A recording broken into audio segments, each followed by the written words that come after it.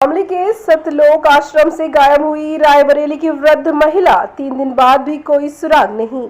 देखिए उन तहसील शामली से सनी सैनी की रिपोर्ट।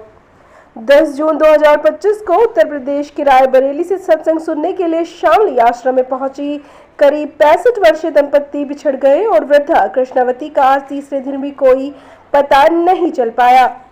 रायबरेली से मोटरसाइकिल पर चलकर जजाना थाने पहुंचे वृद्धा के पुत्र राजकुमार और पौत्र शिवांशु ने जजाना के वेदखेड़ी स्थित सतलोक आश्रम में पहुंचकर लापता को तलाश किया, मगर कुछ पता नहीं चल पाया। उसके बाद उन्होंने थाना समाधान दिवस में पहुंचकर गुमशुदगी दर्ज करने के लिए पुलिस को तहरीर दी। दरअसल जजाना थाने के गांव बैदखेड़ी स्थित सतलोक आश्रम में 8, 9 और 10 तारीख का सत्संग था। अन्य दूसरे स्थान की तरह आश्रम के अनुयायियों की एक बस रायबरेली से यहां भी 10 जून की सुबह करीब 5 बजे पहुंची थी, जिसमें 65 वर्षीय वृद्धा कृष्णावती और उनके पति राम सेवक पाल भी सत्संग में यहां पहुंचे थे। यहां पहुंचने के बाद पुत्र वधू से भी उनकी बात हुई थी। व्यवस्था के दौरान पुरुषों और महिलाओं को अलग अलग बैठाया गया था, जिसमें वहां से 10 जून की शाम को वापस जाते समय महिला नहीं मिल सकी और बस चली गई, मगर राम सेवक पाल अपनी पत्नी को तलाश करने के लिए रुक गए थे। मगर कुछ पता न चलने पर वो भी 11 जून को वापस रायबरेली चले गए थे। उसके बाद राम सेवक के पुत्र राजकुमार और पुत्र शिवांशु बाइक के द्वारा आज सुबह यहाँ जाना पहुंचे और फिर तलाश किया।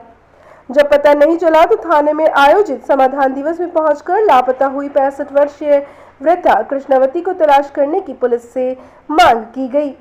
महिला कुछ मंद बुद्धि भी बताई गई है। थाने में आए हैं। हाँ जी, क्या मामला है सर? क्या नाम है अपना? मेरा नाम शिवांशु है, ये मेरे पिताजी हैं, इनका नाम राजकुमार है। हम रायबरेली से करीब 700 किलोमीटर मोटरसाइकिल चला के आए हैं यहाँ पे। अच्छा। असल में मामला ऐसा है कि हम यहाँ पे गुमशुदगी की तहरीर देने आए थे। तो हमारी दादी हैं जो कि 9 तारीख को आई थी, यहाँ पे बस आई थी रायबरेली से, ये वेदखेड़ी में जो सतलोक आश्रम है वहाँ पे वो आई थी और मेरे दादाजी आए थे। और फिर 10 तारीख में वो मतलब बिछड़ गई उनसे, क्योंकि इन्होंने मेल और फीमेल सुराग अलग कर दिया था।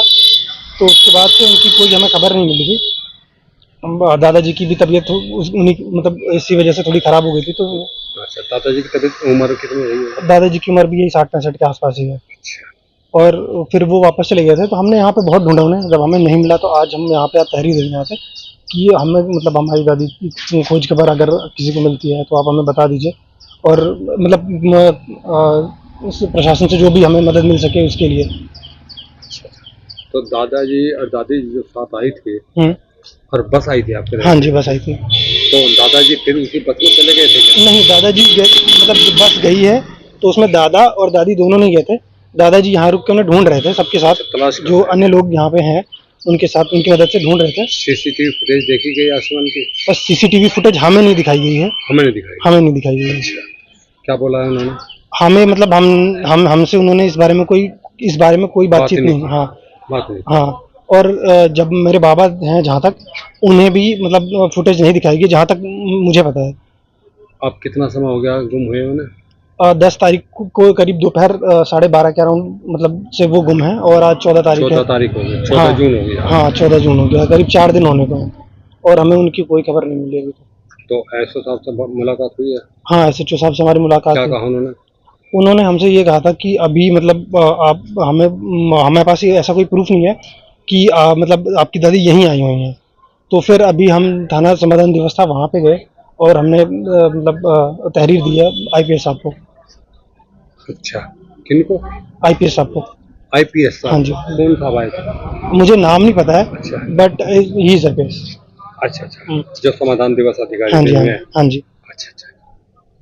अब हम चाहते हैं कि अगर हमारी दादी किसी को किसी भी हालत में मिलती हैं तो प्लीज हमें तुरंत क्या मोबाइल नंबर पे संपर्क करें? आप 2 मोबाइल नंबर मैं आपको बता देता हूँ, 9651812338 और दूसरा फ़ोन नंबर है 9651617232। आप दोनों में से किसी पे भी हमें कांटेक्ट कर सकते हैं। Okay, thank you.